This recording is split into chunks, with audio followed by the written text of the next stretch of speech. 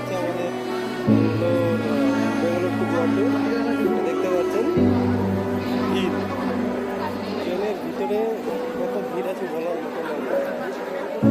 এই দেখুন sleeper coach, sleeper কোচে ওঠার মতন পরিস্থিতি নেই।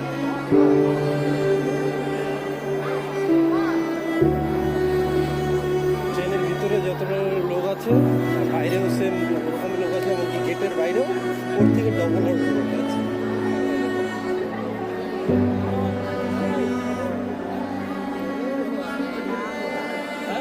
মানে